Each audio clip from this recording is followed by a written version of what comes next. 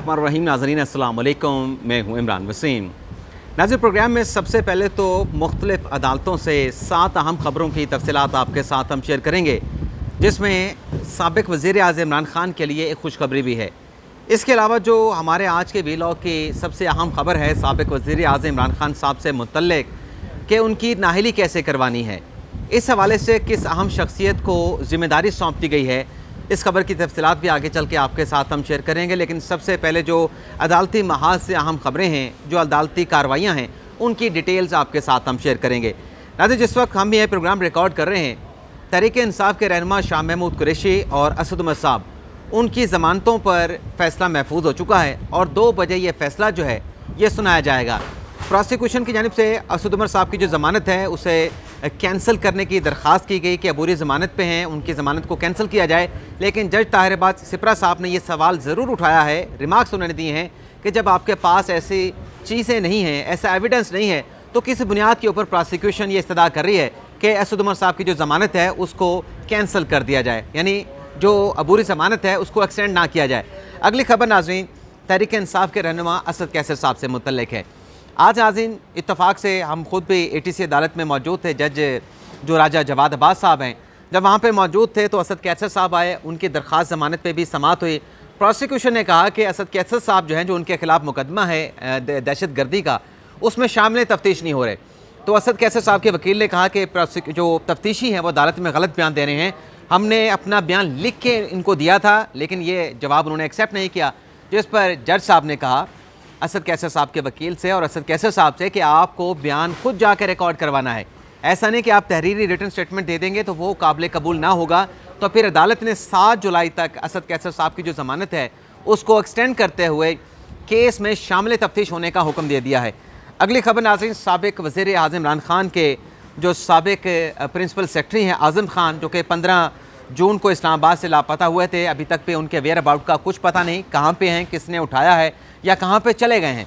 तो आज उनके जो भतीजे हैं, नेफ्यू, उन्होंने इस्लामाबाद हाई कोर्ट में दरख्वास्त दायर की है सईद ख़ान ने, जिसमें उन्होंने अदालत से ये दरख्वास्त की है कि आज़म ख़ान साहब को बाजियाब कराने के लिए, उनके वेयर अबाउट का पता चलाने के लिए जो मुतलका हुकाम है उन्हें अहकाम जारी किए जाएँ। वैसे नाज़रीन आज़म ख़ान साहब को कल नैब ने भी जो इमरान ख़ान साहब के ख़िलाफ़ अलकादर ट्रस्ट का केस है उसमें तलब कर रखा है, और इस दरख्वास्त में भी जो सईद ख़ान ने आज़म ख़ान साहब की बाजियाबी के लिए दायर की है, उसमें अलकादर ट्रस्ट केस में जो नोटिस इशू हुआ है आज़म ख़ान को, जो तलब किया गया है, समन किया गया है, उसका भी जिक्र किया गया है। अब आ जाते हैं जो पाकिस्तान तहरीक-ए-इंसाफ के लिए चेयरमैन PTI इमरान ख़ान साहब के लिए अच्छी खबर है। आप दोस्तों का शिकवा रहता है कि हमेशा नेगेटिव खबर, हमेशा नेगेटिव खबर। बात यह है कि हमने तो अदालती ख़बरें देनी होती हैं, सियासी ख़बरें देनी होती हैं, उसमें अगर कोई अच्छी खबर है तो अच्छी खबर भी शेयर करेंगे, उसमें अगर कोई सेंसिटिव खबर है तो वो भी आपके साथ हमने शेयर करनी है। तो आज नाज़रीन जो इलेक्शन कमीशन ऑफ पाकिस्तान ने इमरान ख़ान साहब को अपना जो उनकी ममनुआ फंडिंग के हवाले से, पार्टी के हवाले से फ़ैसला सुनाया था, जिसमें शोकास नोटिस किया गया था कि क्यों ना ये जो फ़ंड्स हैं पाकिस्तान तहरीक-ए-इंसाफ के, इसे बहाके हर सरकार जो है जब्त कर लिया जाए। इस सिलसिले में शोकास नोटिस जारी किया गया था, लेकिन फिर उस फैसला जो है इस्लामाबाद हाई कोर्ट में चैलेंज किया। वहाँ पर साबिक़ अटॉर्नी जनरल अनवर मंसूर खान साहब पेश हुए थे और फिर हाई कोर्ट ने मामला दोबारा इलेक्शन कमीशन को भेजा था कि जो शोकास नोटिस जारी किया गया है PTI को, उस पर जो इमरान खान साहब की जमात के एतराज़ात हैं, पहले वो आप देख लें। उन एतराज़ात को देखने के बाद फिर फैसला कर लें कि प्रोसीड करना है, ये मामले को यहीं पे ख़त्म करना है। तो हाई कोर्ट ने फ़ैसला दिया, लेकिन इलेक्शन कमीशन ने यह करार दिया कि हाई कोर्ट का फ़ैसला मानने के पाबंद नहीं। तो उस फैसले के ख़िलाफ़, जिसमें इलेक्शन कमीशन ने कहा कि हम इलेक्शन कमीशन का फ़ैसला मानने के पाबंद नहीं, वही ऑब्जर्वेशन, वो फ़ैसला जो है इस्लामाबाद हाई कोर्ट में चैलेंज कर दिया। तो आज जस्टिस बाबर सत्तार साहब ने PTI को इस दरख्वास्त के ऊपर समाअत करते हुए इलेक्शन कमीशन का फ़ैसला मुस्तरद कर दिया है और दोबारा से मामला इलेक्शन कमीशन को भेजा है कि जो शोकास नोटिस के ऊपर PTI के एतराज़ात हैं उन्हें देखें, उनका दोबारा जायज़ा लें और जायज़ा लेने के बाद दोबारा से फ़ैसला करें। और जैसे बाबर सत्तार साहब ने बाकायदा तौर पर रिमार्क्स दिया है कि इलेक्शन कमीशन को किसने कहा कि जो हाई कोर्ट का फ़ैसला है वो इलेक्शन कमीशन मानने का पाबंद नहीं, इस तरीके से अदालती वक्त का ज़िया ना किया जाए। ये बाबर सत्तार साहब ने रिमार्क्स दिए हैं पाकिस्तान तहरीक-ए-इंसाफ के हक़ में और इलेक्शन कमीशन के ख़िलाफ़। अच्छा नाज़रीन, यहाँ पे एक और चीज़ बताएं कि जब ये बाबर सत्तार साहब की एलिवेशन हो रही थी, तैनाती हो रही थी इस्लामाबाद हाई कोर्ट में, तो ये हमारे PTI वाले दोस्त थे, हमारे PTI वाले अहबाब थे, जो बाबर सत्तार साहब पे एतराज़ उठा रहे थे कि ये तो PDM के जज होंगे, ये तो गैर जानिबदार नहीं होंगे, ये तो जानिबदार होंगे। आज वही जज साहब जो हैं जिस तरीके से मुकदमा सुन रहे हैं उनके कंडक्ट के ऊपर, उनके फैसलों के ऊपर किसी किस्म का डाउट नहीं, किसी किस्म के सवाल या उंगली नहीं उठाए जा सकते। और वही जज साहब जो हैं पाकिस्तान तहरीक इंसाफ को रिलीफ भी दे रहे हैं, जिसके खिलाफ पाकिस्तान तहरीक इंसाफ ने जो है वो चाहते हुए ना चाहते हुए कंपेन चलाई थी। अगली खबर नाज़रीन फवाद चौधरी साहब से मुतल्लिक है। पाकिस्तान तहरीक इंसाफ के साबिक रहनुमा हैं। कल उन्होंने इस्लामाबाद हाई कोर्ट में एक पटिशन दायर की थी और पटिशन नाज़रीन दायर की गई थी जो इलेक्शन कमीशन ने शोकास नोटिस जारी किया था। एक 27 जनवरी का था, एक 13 जून का था। उन दोनों शोकास नोटिस को फैसल चौधरी साहब की वसातत से फवाद चौधरी साहब ने इस्लामाबाद हाई कोर्ट में चैलेंज किया था। तो आज जस्टिस आमिर फारूक साहब ने इस केस की समाअत की। फैसल चौधरी साहब पेश हुए और फैसल चौधरी साहब ने अदालत से ये कहा, पहले नाज़रीन आपको ये बता दें कि ये जो दरख्वास्तें आज दायर की हैं फैसल चौधरी साहब ने, इसके काबिल समाअत होने के ऊपर भी जज साहब ने फैसला महफूज कर लिया है और क्या हुक्म इम्तना जारी करना है निचली अदालत के फैसले के खिलाफ जिसने 24 जून को फ़र्द जुर्म लगाने का फैसला किया है। या जो इलेक्शन कमीशन की कार्रवाई है तो इस पर फैसला महफूज हो चुका है। लेकिन बहरहाल फैसल चौधरी साहब ने अपने दलाइल में कहा कि इलेक्शन कमीशन को शोकास नोटिस जारी करने का अख्तियार नहीं। सेशन अदालत ने फ़र्द जुर्म लगाने की 24 जून की तारीख मुकर्रर कर दी है। जो कंप्लेंट इलेक्शन कमीशन ने थाने में जमा करवाई थी फवाद चौधरी के खिलाफ, उसमें फवाद साहब जो है वो 7 दिन जेल काट के आए। एक केस के अंदर एक केस जो है तो मुख्तलिफ फोरम पे नहीं चलाया जा सकता। अब ये जो फैसल चौधरी साहब कह रहे थे वो ये कह रहे थे कि एक तरफ तो फवाद चौधरी साहब के खिलाफ जो है तो उन्हें इलेक्शन कमीशन की कार्रवाई हो रही है, यानी उनके जो स्टेटमेंट थे, दूसरी तरफ उनके बयानात के ऊपर उन पर एक और फौजदारी मुकदमा इस्लामाबाद के थाना में दर्ज करा दिया गया जिसमें वो 7 दिन गिरफ्तार भी रहे। तो एक जुर्म हो उसमें 2 मुख्तलिफ कार्रवाइयाँ प्रोसीडिंग नहीं हो सकती। तो जज साहब ने इसके ऊपर फैसला महफूज कर लिया और जब तक हम ये वीलॉग रिकॉर्ड कर रहे हैं उस वक्त तक तो ये फैसला जो है वो अदालत की जानिब से चीफ जस्टिस आमिर फारूक साहब ने सादिर नहीं फरमाया। अब आ जाते हैं पाकिस्तान तहरीक इंसाफ के जो एडिशनल सेक्रेटरी जनरल हैं आज़म सवाती साहब, उनके खिलाफ नाज़रीन इदारों के खिलाफ बगावत पर उकसाने का मुकदमा जिसमें उन्हें गिरफ्तार भी किया गया था, बाद अदा ज़मानत पर रिहा भी किया गया। तो अदालत में मुसलसल उनकी अदम हाज़िरी हो रही है। आज भी जज आज़म खान साहब ने बुला रखा था आज़म सवाती साहब को और आखिरी जो समाअत का फैसला था उसमें नाज़रीन ये डिसीजन दिया गया था कि आज के रोज़ आज़म सवाती साहब पे इस केस में फ़र्द जुर्म लगाई जाएगी।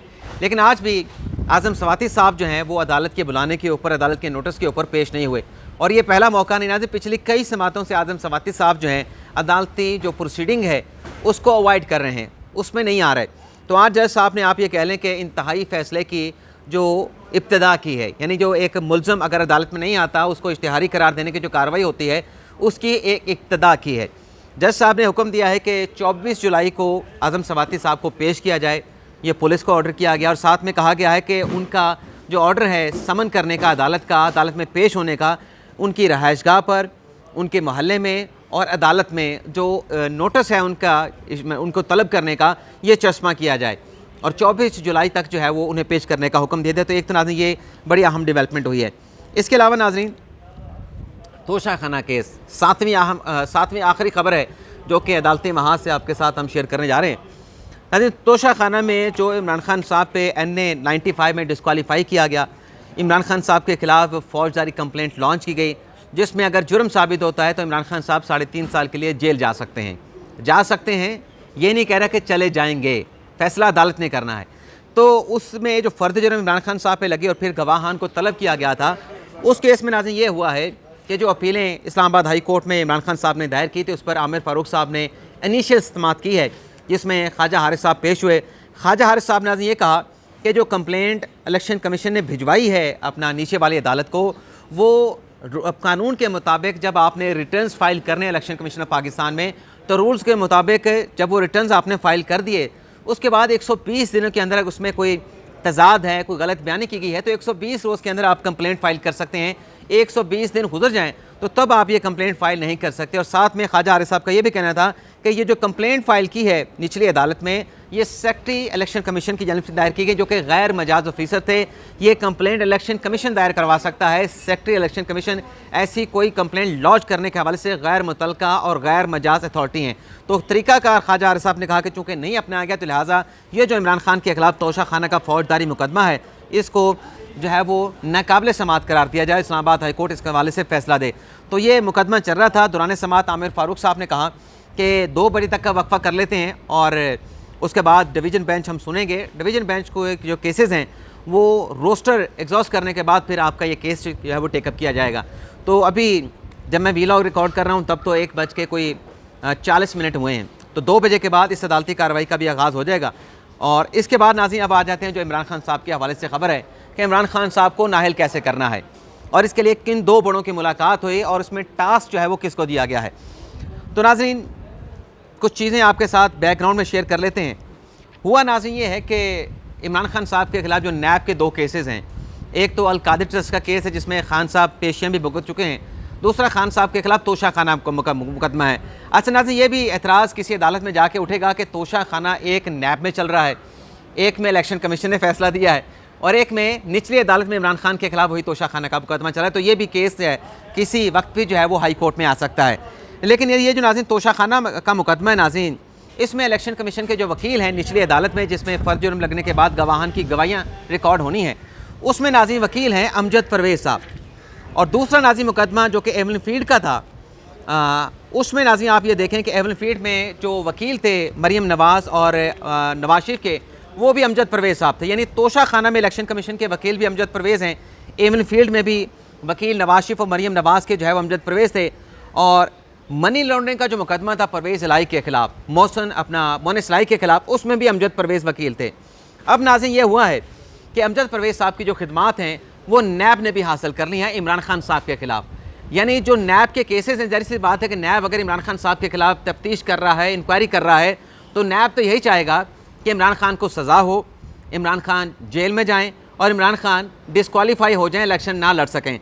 तो ये सारा टास्क जो है इसके ऊपर लिखा गया जो डीजी नैब थे, चेयरमैन नैब को, और उसके बाद चेयरमैन नैब ने बाकायदा इसकी अप्रूवल दी कि जो अमजद परवेज़ साहब हैं फौजदारी मुकदमात के एक्सपर्ट माने जाते हैं, उनका एक्सपीरियंस भी है वैसे इस किस्म के इस नौयत के केसेस के हवाले से, तो उनकी खिदमात हासिल की जाएँ। तो प्रोसिक्यूटर जनरल की चेयरमैन नैब के साथ मुलाकात भी हुई, चेयरमैन नैब ने अप्रूवल दी।